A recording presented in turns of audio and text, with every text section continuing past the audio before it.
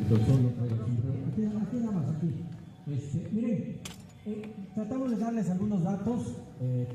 Todo ha sido gran parte labor de investigación del profesor Amador Espejo, y de ahí también lo que vamos sacando los demás compañeros. Ya lo dijo Lucino, de el lugar donde se le quitó la huerta, donde se derribaron los árboles por mandato del hacendado de Coahuistla, donde él dijo la frase: cuando yo sea grande haré que les devuelvan las tierras. Muchos de ustedes, inclusive de aquí de Nenecuilco, desconocían cuál era el lugar. Ya lo dijo, que es ahí donde está la calle Real, la Cruz Verde, donde vive Bruno Castro. Y también comentarles otra partecita de cuando fue electo, calculé que Emiliano Zapata, pues lógicamente que ya estaba electo, y el hacendado de Coahuistla. ¿Quién era el hacendado en ese tiempo, Lucino?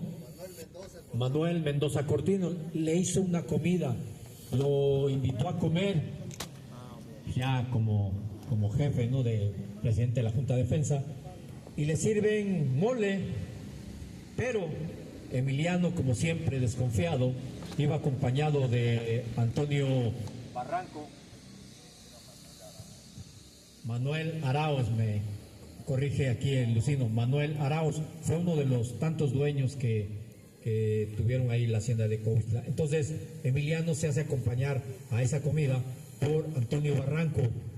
Le sirven mole, pero Emiliano, desconfiado, llevaba una cadena con una medalla. Cuando le sirven el mole, sentado en la mesa, pero antes discretamente sacó su medalla, le sirven el mole y se inclina para que la medalla caiga en el plato de mole. Y esta medalla sufrió una reacción. Emiliano le dice a Antonio Barranco: vale, no te la tomes, no te lo comas, está envenenado. No, yo soy yerbero y a mí me hacen los mandados, yo me la como. Bueno, Emiliano no se comió el mole, Antonio Barranco sí, y al tercer día fallece Antonio Barranco envenenado por problemas estomacales debido al veneno. Ese es otro de los datos que también casi no se dicen. Bueno, otro dato de dos hombres. En la revolución hubo muchos hombres muy valientes, algunos pues valientes pero acelerados, como mi tío Silvino Gutiérrez el Loco, hermano de mi abuela. Por eso le pusieron el Loco, ¿no?, porque también en las batallas se aventaba muy fuerte. Pero hubo dos hombres valientes. Uno de ellos fue Felipe Neri Jiménez, primo hermano de Amador Salazar Jiménez, hijos de dos hermanas. Felipe Neri era de Amatlán, de Tepoztlán, ahí del municipio de Tepoztlán. Y el otro fue de Tenextepango, Constancio Farfán, otro de los hombres también muy valientes, jóvenes pero demasiado valientes. Felipe Neri discutió con el general Emiliano Zapata, y después de una batalla iba a descansar a camino a Tepoztlán, y es acribillado, confundido por el fuego amigo que iba al mando Antonio Barona. Y qué casualidad que lo confundieron. Era imposible confundir a las liebres blancas con los federales por el uniforme, ¿no? Entonces ese reporte se dio, que fue confundido. Esto no quiere decir que Emiliano lo haya mandado matar. Antonio Barona a lo mejor quiso quedar bien y fue como lo acribilló. El otro, Constancio Farfán, un hombre muy valiente de Tenextepango, participa en una de las guerrillas allá en Izúcar de Matamoros, el cual sale herido y se va a restablecer de esas heridas a Jonacatepec, donde tenía una compañerita ahí. Entonces el secretario de Constancio Farfán pues le arrimaba el atolito, y en ese atolito le puso algunos ingredientes veneno entre paréntesis, y eso provocó la muerte de Constancio Farfán. Pero Constancio Farfán había discutido con Eufemio Zapata.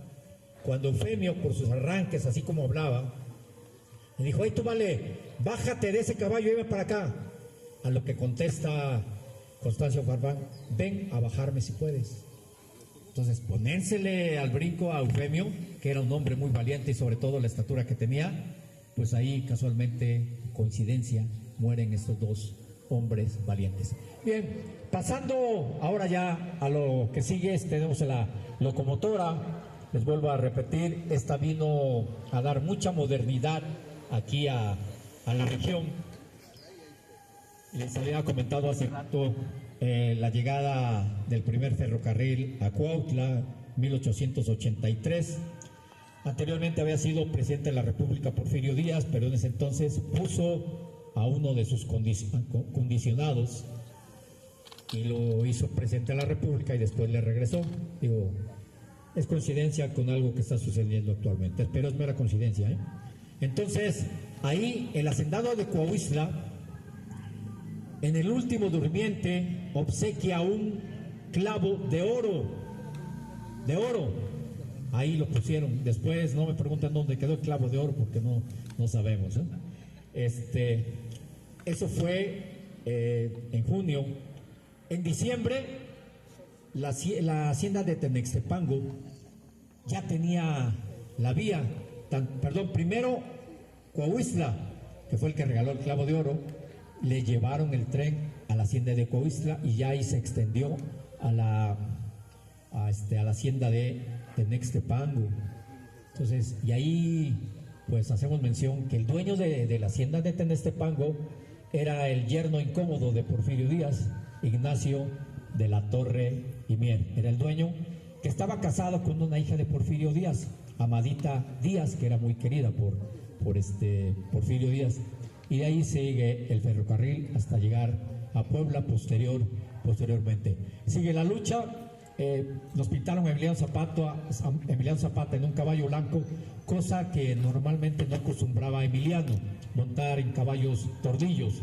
¿Por qué? Porque era fácil, era un blanco para cazarlo, no era muy visible. Ahí lo ponen en un caballo blanco, cosa que no usó muchos caballos.